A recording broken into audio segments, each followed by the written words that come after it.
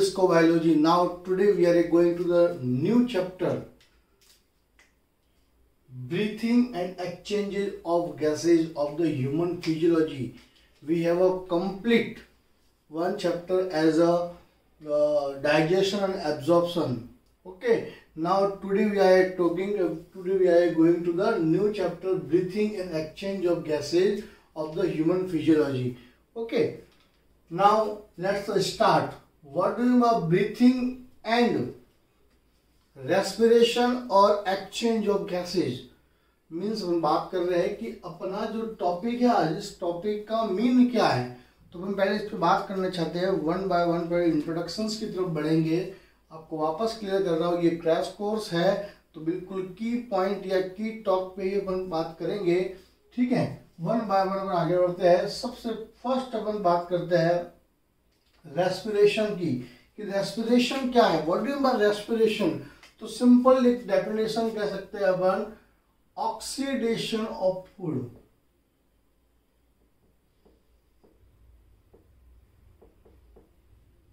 Food का oxidation, simple respiration क्या है, oxidation of food take place in the cell, और अगर डिटेल में जाए इन द माइटोकॉन्ड्रिया। ओके, तो ऑक्सीडेशन ऑफ फूड, जब भी ऑक्सीडेशन होगा फूड का तो क्या रिलीज होता है आपके, तो अपन कहेंगे CO2 plus H2O plus energy.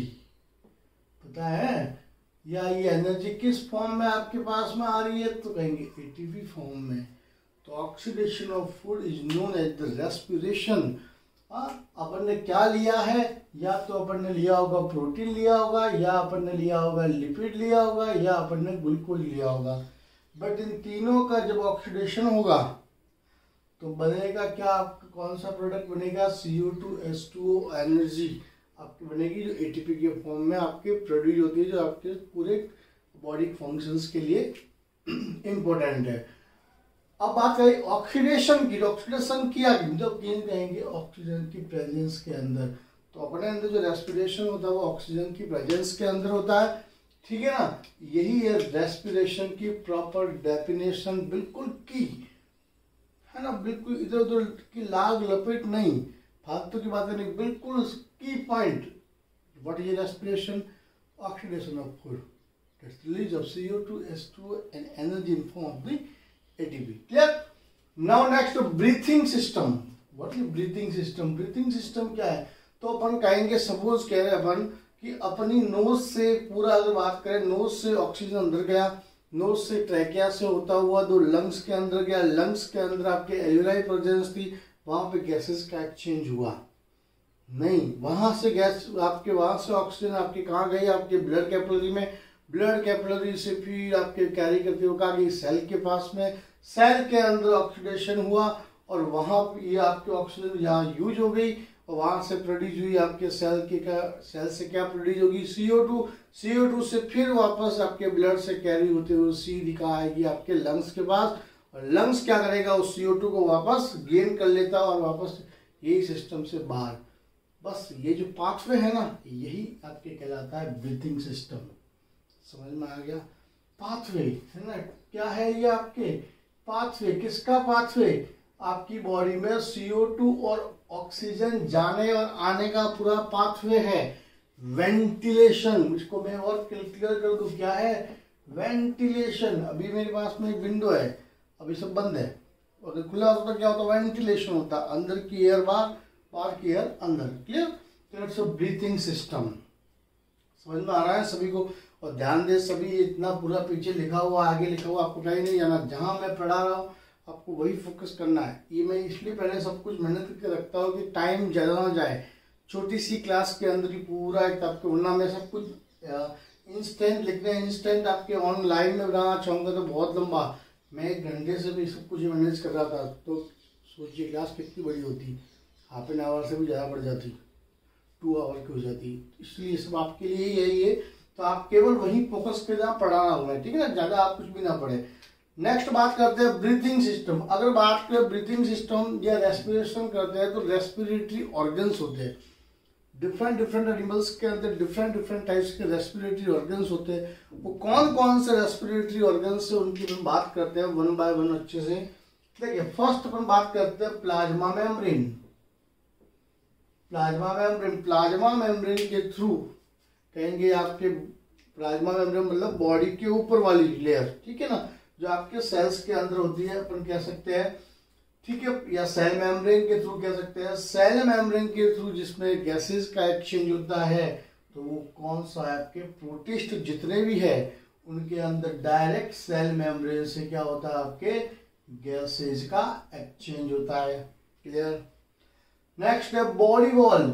अपनी स्किन है, स्किन से डायरेक्ट आपके एनवायरनमेंट से सपोज कि मेरी स्किन में बाहर से आपकी ऑक्सीजन गई, यहीं से कार्बन डाइऑक्साइड, क्या अपने में ऐसा होता नहीं, लेकिन कुछ एनिमल्स है like that, sponges, cnidaria, coelenterates, platyhelminthes, annelida, इनके अंदर उनकी जो बॉडी वॉल है, इस बॉडी वॉल से ही आपके CO2 आउट हो जाता है और ऑक्सीजन इनटेक हो जाता है डायरेक्ट बॉडी से, है ना। इंटरेस्टिंग। तो ये आपके कौन सा, ये भी आपके रेस्पिरेटरी ऑर्गन्स के फॉर्म में काम करता है। नेक्स्ट गिल्स, जो एक्वेटिक एनिमल्स है ना, जो एक्वेटिक एनिमल्स उनके अंदर जो प्रॉन्स है आपके, फिशेज है, टैडपोल, फ्रॉग भी इसके अंदर आएंगे आपके, तो इन सब के अंदर गिल्स प्रेजेंस होते हैं, ठीक है।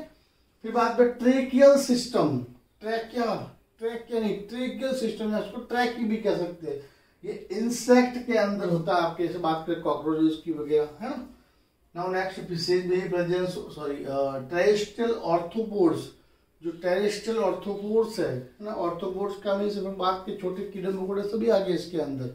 जो टेरेस्ट्रियल, जो जमीन के ऊपर रहते हैं, वाटर की बात नहीं कर रहे अपन, ठीक है, तो उन सबको अपन क्या कह सकते हैं, उसके अंदर किस टाइप का आपके रेस्पिरेटरी ऑर्गन होगा, वो ट्रेकियल सिस्टम।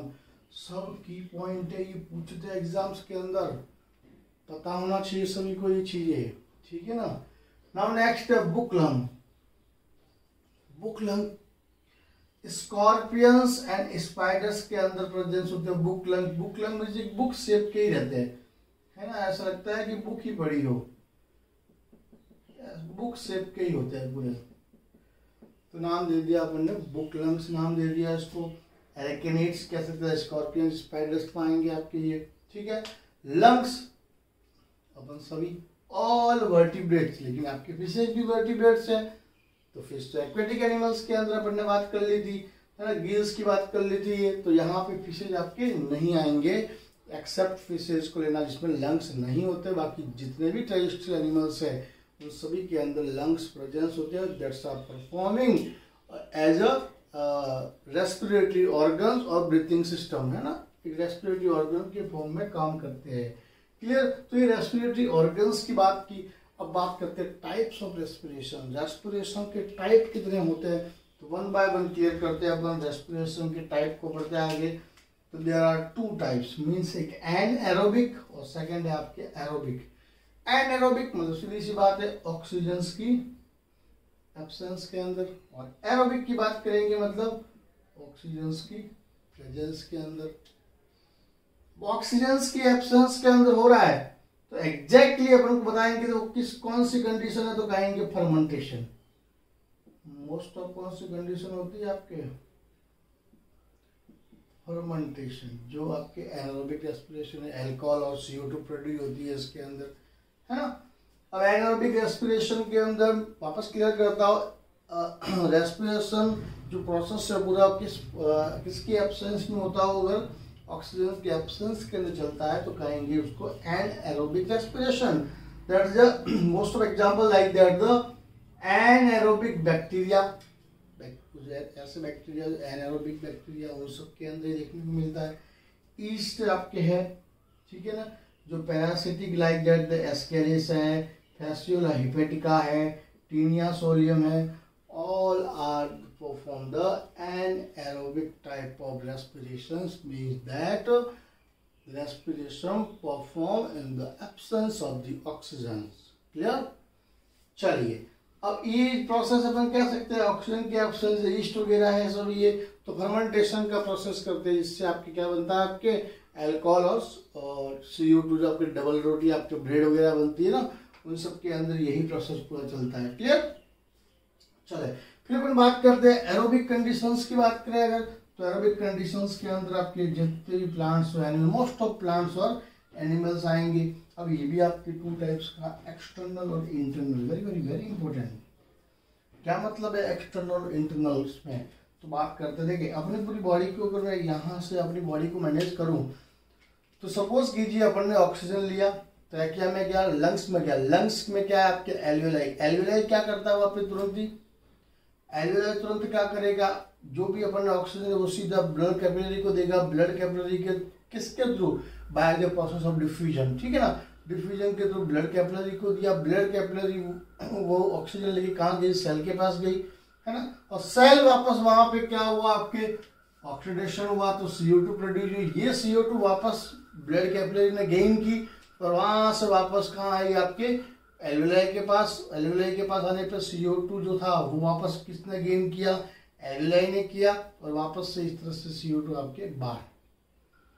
तो मेरे कहने का मतलब क्या? बाहर वाला सिस्टम कौन सा हुआ, अंदर वाला कौन सा हुआ? तो कहेंगे जो ब्रीथिंग हुआ एल्वेलाई तक का जो सिस्टम था उसका नाम दे दिया अपन ने एक्सटर्नल। ध्यान देना, कहां तक? नोज टू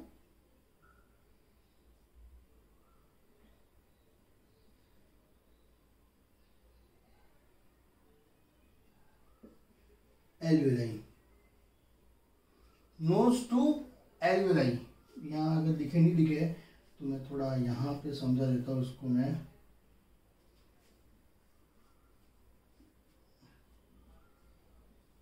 यहाँ पे एक्सटर्नल कौन सा? तो कहेंगे नोज से लगाकर एल्वेलाई तक, ये तो अपन ने एक्सटर्नल कहा। बाद में फिर एल्वेलाई से या कहेंगे इंटरनल जो बात की थी अपन ने, इंटरनल जो एल्वेलाई से लगाकर सेल तक, और फिर आपके सेल्यूलर, सेल्यूलर जो कहां से कहां तक है? तो बात करेंगे अपन जो इन सेल, सेल के अंदर होता है इन सेल। लेकिन कभी कभी आना एक पूरी मैं आपको क्लियर कर देता हूं कि दोनों प्रोसेस कभी किसी किसी बुक में एक ही दे रखे, इंटरनल, इनका की बुक में सेल्यूलर का नाम भी दे रखा है, तो आपको क्लियर समझना है। बात समझ में आई ना?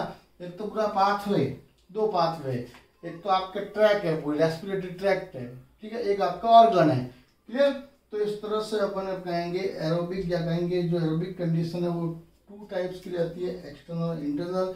किसी किसी बुक के अंदर एक्सटर्नल इंटरनल सेल्यूलर भी, तो मैंने आपको क्लियर कर दिया है। ये समझ में आ गया? ये पूरा इंट्रोडक्शन केवल हुआ है। अब अपन आगे बढ़ते हैं नेक्स्ट टॉपिक की ओर। ओके, नाउ अपना न्यू नेक्स्ट टॉपिक अपन लेते हैं human respiratory system. Human respiratory system कैसा है बात करते हैं। स्टार्टिंग फ्रॉम नास या नॉस्ट्रिल टू द एल्वेलाई, तो किस तरह से यहाँ पे गैसेस का एक्सचेंज होता है, फिजियोलॉजी भी पढ़ेंगे और एनाटॉमी दोनों साथ में क्लियर करते हैं। ओके, देखते हैं अपन वन बाय वन इसमें डायग्राम को समझने की कोशिश करते हैं। ध्यान से सुनना अच्छे से। सपोज यहाँ पे आपकी नासल है या नॉस्ट्रिल कहेंगे अपन, ठीक है, diagram of the respiratory system, human respiratory system. ठीक, यहाँ से सपोज कीजिए आपका ऑक्सीजन एंटर कर रहा है, ध्यान से समझना सभी। ऑक्सीजन एंटर किया, यहाँ से एंटर करेंगे तो यहाँ पे दो फरकट कहेंगे ना, दो फरकट है आपके नॉस्ट्रल चेन, है ना। तो इसको अपन नॉस्ट्रल वाली कंडीशन को कहेंगे बाइफरकट दो है, और टर्बिनेट कार्टिलेज का बना है। मतलब ये जो अपना ये आगे वाला पार्ट है, ये बिल्कुल ये कार्टिलेज कौन सा है, इसके ऊपर तो बोन्स है, बोन्स के ये जो कार्टिलेज है, ये कौन सा कार्टिलेज बात करेंगे, टर्बिनेट कार्टिलेज से मिलकर बना है। ठीक है, सभी ध्यान देना। और यही वो टर्बिनेट कार्टिलेज है जिसकी वजह से जब भी आप इनहेलेशन करते हो तो गर्म हवा जाती है। ध्यान देना, जब भी आप इसी कार्टिलेज की वजह से जब भी आप इनहेलेशन करते हैं, व्हेन वी इनहेल, तो कौन सी एयर आपकी जाती है या कौन सी एयर की फॉर्म होती है, तो कहेंगे वार्म। लेकिन जैसे वापस एक्सहेलेशन करते हैं तो एक तरह से अपन कहेंगे थोड़ा हल्का सा अपन को कोल्डनेस की फीलिंग रहती है। तो अपन कहेंगे ये जो मॉइस्चर है ना, मॉइस्चर को बाहर निकलना, या अपन कह सकते हैं यहाँ पे प्रॉपर वेंटिलेशन जो किसकी वजह से हो रहा है ये आपके, तो अपन कहेंगे इसकी टर्बिनेट कार्टिलेज की वजह से। मीन्स इनहेलेशन में आपकी कैसी होगी, वार्म, और एक्सहेलेशन में कोल्ड। तो कौन रेस्पॉन्सिबल है, बात करते हैं कौन है वो, आपके टर्बिनेट कार्टिलेज। और ये दोनों जो आपके जो ओपनिंग है उसको ओपनिंग, इस टाइप की ओपनिंग को कहते हैं अपन बाइफर्केट। क्लियर। सेकंड, जैसे ही आप आगे जाते हैं तो यहाँ पे चेम्बर है, दो चेम्बर है, इसका नाम देते हैं अपन नासल चेम्बर। क्या देते हैं, नासल चेम्बर। ये नासल चेम्बर एक सेप्टम से डिवाइडेड है, ये तो बीच में हड्डी दिख रही है आपको, ये सेप्टम से डिवाइडेड है, जिसको अपन नाम देते हैं नासल सेप्टम, जिसमें दो चेम्बर बनते हैं। ठीक है ना।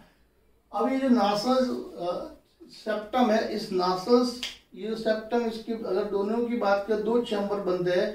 दोनों चेम्बर के अंदर की बात करें तो सिंगल चेम्बर की बात करें तो 3, ये जो चेम्बर है अपना, एक सिंगल चेम्बर दोनों में होते हैं, लेकिन we are talking about only one chamber to have the 3 portion. The first is the vestibular, second is the respiratory, and third is the olfactory. क्या मतलब है, रेस्पिरेटरी में रेस्पिरेशन के काम में, olfactory chamber, olfactory part mean जो आप smell कौन सी ले रहे हो, और वेस्टिबुलर पार्ट जो आपके इनहेलेशन या वेंटिलेशन के काम में आएगा। तो ये तीनों ही आपके जो एक ही चैम्बर में 3 पार्ट, एक ही चैम्बर में 3 पार्ट, 3 डिविजन्स है, तो कौन से, वेस्टिबुलर, रेस्पिरेटरी और ऑल्फैक्टरी। क्लियर, समझ में आना चाहिए, वन बाय वन बढ़िया अच्छे तरीके से समझ रहे हैं अपन इसको। फिर बात करते हैं, जैसे आगे बढ़ते हैं, यहाँ से आप आगे बढ़ते हैं, जैसे ऑक्सीजन आगे बढ़ती है तो यहाँ पर आपके प्रेजेंस होता है एपिग्लॉटिस। क्या प्रेजेंस होता है, एपिग्लॉटिस। आपको पता होगा कि एपिग्लॉटिस और ग्लॉटिस, ग्लॉटिस एग्जैक्टली अपन कहे, मैं आपको वापस क्लियर करता हूं, ग्लॉटिस, ग्लॉटिस कहां प्रेजेंस होता है, तो कहेंगे ये आपके फूड पाइप के ऊपर, सॉरी, एपिग्लॉटिस फूड पाइप के ऊपर, और ग्लॉटिस जो छेद है ये वाला, ये ओपनिंग है जिसको अपन नाम दे दिया ग्लॉटिस। बहुत बच्चों को थोड़ा क्लियर नहीं होता है तो इसलिए पढ़ना, ग्लॉटिस ये, और इसके ऊपर एक ढक्कन लगा रहता है जिसका नाम है एपिग्लॉटिस। क्या नाम होता है, एपिग्लॉटिस, ग्लॉटिस, एपिग्लॉटिस। और ये जो पार्ट है ग्लॉटिस वाला, इसको अपन कहेंगे विंड पाइप। विंड पाइप मतलब किसकी बात कर रहे हैं, ट्रैकिया की। तो जब भी अपनी ऐसे खाना आता है तो खाना यहाँ से इसको ऊपर से ये ढक्कन लग जाता है और इस खाना सीधा किसके अंदर ट्रांसफर हो जाता है आपके, तो कहेंगे ये आपके फूड पाइप। किस पे लगा जाता है, आपके फूड पाइप के अंदर। तो एग्जैक्टली हुआ क्या, तो जो आपके ग्लॉटिस है, इस ग्लॉटिस को कौन कवर करता है, ये एपिग्लॉटिस कवर करता है। तो जैसे एयर आएगी तो यहाँ पे आपके ग्लॉटिस होगा, है ना, जो ग्लॉटिस होगा वो सीधी एयर कहाँ जाएगी, आपके विंड पाइप के अंदर जाती है, और अंदर जाते ही एक वॉइस बॉक्स रहेगा, एक वॉइस बॉक्स रहेगा, इसका नाम होगा लैरिंग्स। यही वो है जिससे मैं बोल पा रहा हूँ अभी आपके सामने, है ना, लेक्चर ले पा रहा हूँ। जो मेरी फीलिंग्स है ना, जो एक तरह से माइंड में है, वो मेरी जुबान पर आ रहा है और आप तक सुनाई दे रहा है, तो वो किसकी वजह से है, तो अपन कहेंगे वो लैरिंग्स या कहेंगे वॉइस बॉक्स के थ्रू। इनहेलेशन में कभी भी वॉइस बॉक्स वाइब्रेट नहीं होता है और वॉइस प्रोड्यूस कभी नहीं होगी, मैं बोल नहीं पाऊंगा। जब मैं आपकी जो मैं अंदर में एयर है वो बाहर आती है, तभी ही आपके ये लैरिंग्स या वॉइस बॉक्स क्या करता है, वाइब्रेट करता है, और उस वाइब्रेशंस की वजह से ही आपके क्या होती है, वॉइस प्रोड्यूस होती है। क्लियर। तो सीधा अंदर गए तो यहाँ पर सीधा सीधी एयर अंदर जाएगी, वॉइस प्रोड्यूस नहीं होगी। लेकिन लैरिंग्स के बारे में अपन को पढ़ना बहुत जरूरी है। लैरिंग्स एक तरह से क्या है, वोकल कॉर्ड होती है, या कहेंगे साउंड प्रोड्यूसिंग मसल्स होती है इसके अंदर। जो साउंड को प्रोड्यूस करते हैं, देखो ना साउंड प्रोड्यूसिंग एक आपके क्या होते हैं, इलास्टिक फाइबर्स प्रेजेंस होते हैं इसके अंदर। और इसकी एक और बात की, मेन के अंदर थोड़ा बड़ा रहता है ये, जैसे अपनी बात करें मेन में थोड़ा क्या होता है, ये बड़ा रहता है, और as compare to women, women में इसकी साइज छोटी होती है और मेन के अंदर बड़ी साइज है, तो इसको अपन नाम देते हैं एडम्स एप्पल। क्या नाम देते हैं उसको, एडम्स एप्पल। ठीक है, चले फिर अगर बात करें लैरिंग्स किस किस से मिलकर बना होता है। लैरिंग्स कंसिस्ट एज ग्लॉटिस, बात कर ली अपन ने यहाँ पे, glottis, cartilage, hyoid bone, hyoid membrane, vocal cord, laryngeal ligament and muscles, इतने सारे सब प्रोडक्ट से मिलकर आपका लैरिंग्स बना होता है। कभी कभार एमसीक्यूज के अंदर ये पूछ लेते हैं which part are not belonging to the larynx, तो उसमें से 3 इसमें से नाम दे देंगे, एक कोई और दे देंगे, तो उसमें आपको कंफ्यूजन नहीं होना है और तुरंत आपको देख के उसका राइट आंसर पे टिक लगाना है। ठीक है ना, तो अपन ने कहा लैरिंग्स आपके इतने सारे प्रोडक्ट से मिलकर बन जाएगा, सॉरी प्रोडक्ट क्या, इतने सारे स्ट्रक्चर्स से मिलकर बना रहता है। नेक्स्ट बात करते हैं ट्रैकिया। ये पूरा ट्रैकिया है जो हाफ सी शेप्ड है ना, हाफ सी शेप्ड कार्टिलेज से मिलकर बने, इनकम्प्लीट सी शेप्ड, वो कौन सा कार्टिलेज है, जो हेलाइन कार्टिलेज, जो पूछते हैं मैं यहाँ पे ऐसे हाथ देता हूँ तो वाइब्रेट कर रहे, वो सी शेप के छल्ले, वो सी शेप के छल्ले है, जो इनकम्प्लीट जो रिंग है वो हेलाइन कार्टिलेज की बनी है। किसकी बनी है, हेलाइन कार्टिलेज की। अब इसके इनर साइड में यहाँ पर इस तरह से अंदर की तरफ इसमें लाइनिंग बनी होती है, और वो लाइनिंग किसकी है, तो सीलिएटेड सूडो स्ट्रेटिफाइड एपिथेलियम की बनी होती है। इस सूडो स्ट्रेटिफाइड एपिथेलियम के अंदर गॉबलेट सेल्स प्रेजेंस होती है।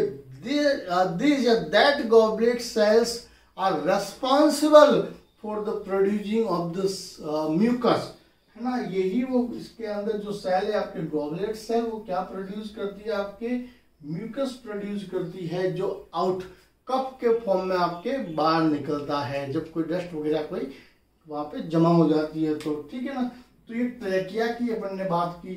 अब ट्रैकिया के अंदर जैसे आगे बढ़ेंगे तो 5 थोरैकिक जो सेगमेंट है, ट्रैकिया कौन सा, 5 थोरैकिक, 5 नंबर वाला थोरैकिक सेगमेंट है, वहां पर ये ट्रैकिया 2 पार्ट के अंदर डिवाइड हो जाता है, और डिवाइड होके जब स्ट्रक्चर बनाता है आपके ब्रोंकी, और सिंगल की बात करें तो ब्रोंकस, और आपके बहुत जगह की बात करेंगे तो ब्रोंकस। ठीक है ना, तो ब्रोंकी बन जाती है। तो ब्रोंकी आपके 3 टाइम डिवाइड होती है, प्राइमरी, सेकेंडरी और टर्सरी।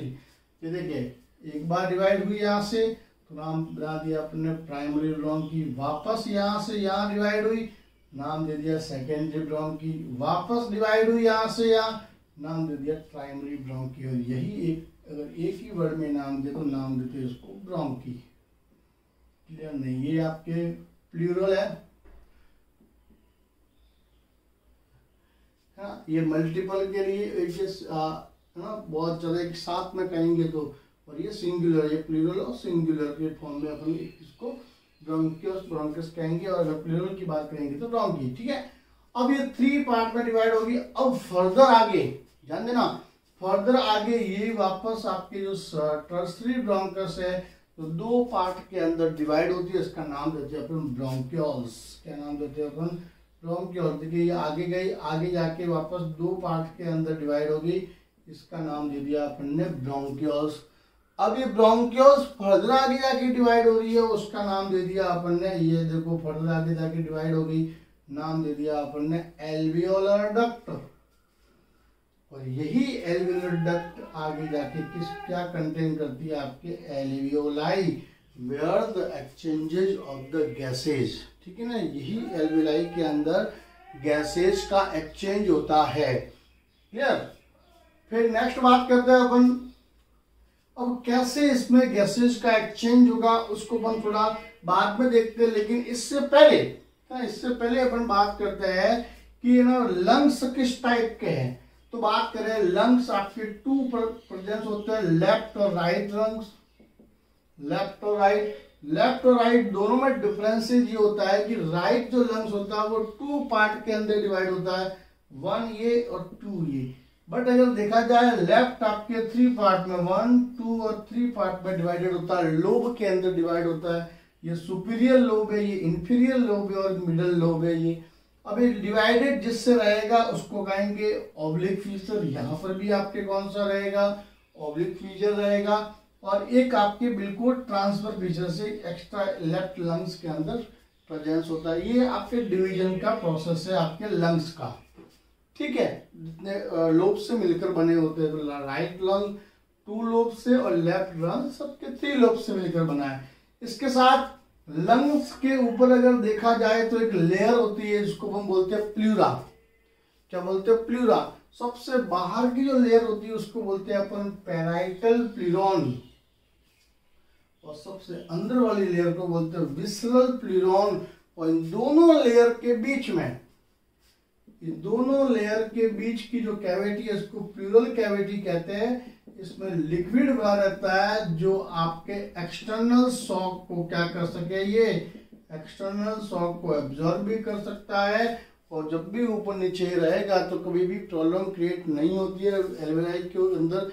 जैसे यहाँ पे अपन कभी से गिर जाए तो ये दब भी जाएगा ना, तो भी प्रेशर किस पे जाएगा, तो इस कैविटी के अंदर भरे फ्लूइड पे जाता है, डायरेक्ट आपके इस पे नहीं जाता है। लेकिन इसको बचाने के लिए और भी बाहर एक स्ट्रक्चर बना है, देखो दिख रहा है बाहर एक केज बना हुआ है। वो केज कौन सा है, रिब। देखो दोनों लंग्स आपके कैसे है, रिब से कनेक्टेड, रिब्स के अंदर है। तो इतना प्रोटेक्शन होता है तब जाके ये पूरा आपके स्ट्रक्चर मैनेज होता है, ठीक है। इसके अलावा दोनों लंग्स के अंदर से इनहेलेशन और एक्सहेलेशन ये किस पे डिपेंड करता है। आप चाहते हो मैं सांस रोक सकता हूं, रोक लो, कब तक रोकोगे, ऑटोमेटिक ब्रेन से आपको रेस्पॉन्स आएगा और तुरंत आपके सांस बाहर निकल जाएगी, ठीक है। तो वो कौन सा है, तो फिर कौन रेस्पॉन्सिबल, डायफ्राम रेस्पॉन्सिबल है इसके लिए ये। और डायफ्राम कौन सी नर्व से कनेक्टेड होता है, तो कहेंगे फ्रेनिक नर्व। किस नर्व से कनेक्टेड है, फ्रेनिक नर्व से कनेक्टेड रहता है। देखिए अपन सीधी सीधी बातें कर रहे हैं, आलतू फालतू की बातें नहीं कर रहे हैं इसके अंदर। तो आपको भी समझना है, मेरे लेक्चर में वही पढ़ पाएगा जो एग्जैक्टली पढ़ना चाहता है।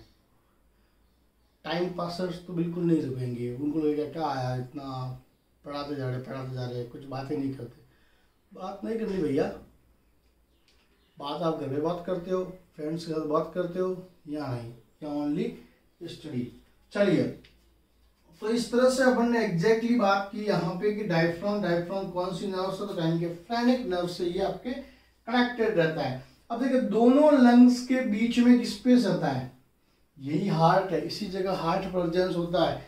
और इस स्पेस का नाम देते हैं अपन मेडिस्टिनल स्पेस। ये स्पेस मेडिस्टिनल स्पेस है, इसी के अंदर आपके क्या प्रेजेंस है, इसी स्पेस के बीच में हार्ट प्रेजेंस होता है, ठीक है। और दोनों के आपके इसी जहाँ पे ट्रैकिया बैठता है उस पोर्शन को अपन हाइलस कहते हैं, ठीक है। तो इस तरह से अपन ने पूरे अगर देखा जाए इस पूरे स्ट्रक्चर्स को अपन ने समझा। लेकिन इम्पोर्टेंट स्ट्रक्चर अभी अपन को समझना है, वो है आपके एल्वेलाई। सपोज कीजिए मैं इसको यहाँ बना रहा हूँ, सपोज कीजिए ये आपकी एल्वेलाई है, अच्छे से समझना। यहां से अभी तो पूरा सिस्टम से आते हुए ऑक्सीजन आई, यहाँ पे ये ऑक्सीजन यहाँ आ गई, यहाँ पे ब्लड कैपिलरीज है बहुत सारी, समझना अच्छे से। ये आपके ब्लड कैपिलरी जा रहा है, जो कहाँ जा रहा है, ये आपके कहाँ से आ रहा है, यहाँ पे तो अपन कहेंगे ये आपके बॉडी से आ रहा है, ठीक है, या सॉरी हार्ट से आ रहा है, वापस यहाँ आ गया, यहाँ से ये सीधा इस ब्लड कैपिलरी में ऑक्सीजन मिल गई और यहाँ इसने आपके क्या छोड़ दिया, CO2 को छोड़ दिया। CO2 आपके वापस कहाँ जाएगा, एल्वेलाई से सीधा होता हुआ वापस CO2 आउट, और ये ऑक्सीजन वापस कहाँ गया, इसके अंदर ये ऑक्सीजन वापस हार्ट के पास गया, हार्ट ने पंपिंग की, पंपिंग करने से सेल के पास में गया, पहुंचा, सेल के अंदर माइटोकॉन्ड्रिया में गया, और वहां पे ये क्या करवाया इसने, ऑक्सीडेशन करवाया, और क्या प्रोड्यूस हुई आपके, एटीपी प्रोड्यूस हुई। वहां पे वापस क्या प्रोड्यूस हुआ आपके, CO2 भी प्रोड्यूस हुआ। ये CO2 वापस आपके इधर से होते हुए इस तरह से ये चलता रहता है। समझ में आई। तो इस तरह से अपन ने पूरा स्ट्रक्चर समझने की कोशिश की कि ह्यूमन रेस्पिरेटरी सिस्टम क्या होता है। ठीक है, अपन ने पूरा बेसिक इंफॉर्मेशन है वो भी ली। ठीक है, नेक्स्ट क्लास में अपन इसके फर्दर आगे स्टडी की बात करेंगे, किस तरह से इनहेलेशन एक्सहेलेशन होता है। Okay, bye.